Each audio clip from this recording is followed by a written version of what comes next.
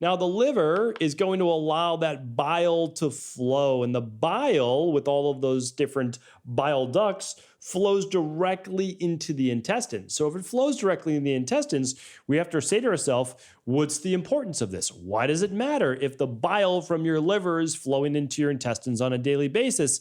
And probably more so than that, what goes wrong if that's not happening, which we call either liver congestion or bile sludge is just a nice layman's term. But the reason why I like sludge, bile sludge, is because it does. Bile can become thicker. That's scientifically validated. And the thicker it becomes, the less bile flows. Well, the problem is, bile is protective for your body in essentially two different ways. The first one is when your liver detoxes all of the different toxins from the environment and internal. And if you need a little refresher on that, external environments, well, there's over now 140,000 of them in the US alone.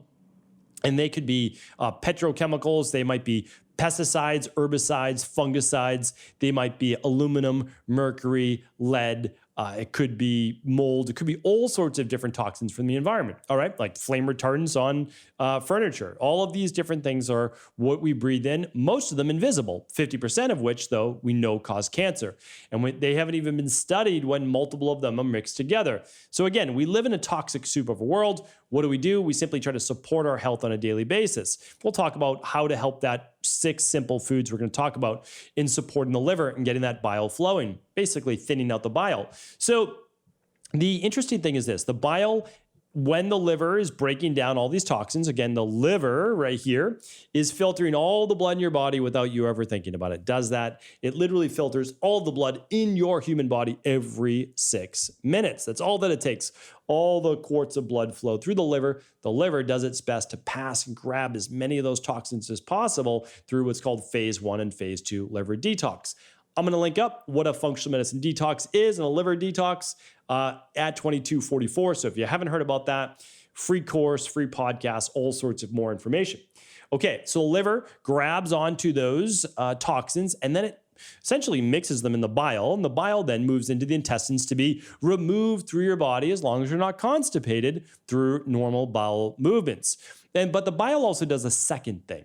So the second thing it's responsible for is essentially breaking down fats in your food as it moves into your intestines into fatty acids. So basically smaller particles that are much more absorbable through your single cell intestinal membrane, right? So as it moves through the small intestine right here, we've got about 21 feet or so of small intestine, it can be absorbed through. Okay. And then eventually the waste moves to the large intestine and right out of the body.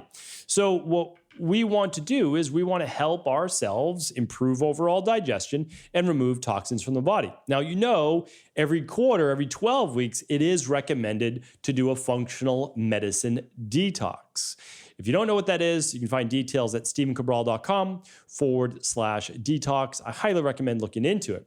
But you don't do that every day, right? You do it every 12 weeks, just like they talked about in Ayurvedic times, traditional Chinese medicine, every form of natural health, except conventional medicine, which of course is not natural health, always recommended some type of seasonal detox. Always. It was just imperative because they knew how important it was for the body, even before 140,000 man-made cancer-causing chemicals. So on a daily basis, though, we need to support our liver and we need to support normal bile flow. So we're not going to be talking about nutritional supplements today. We're going to be talking about 6 simple foods. I would love you to choose 3. Just 3, if you can do that, and eat these on essentially a near daily basis. They're going to be so much simpler than you think, and the first 2, I think you're really going to like. So let's get into this.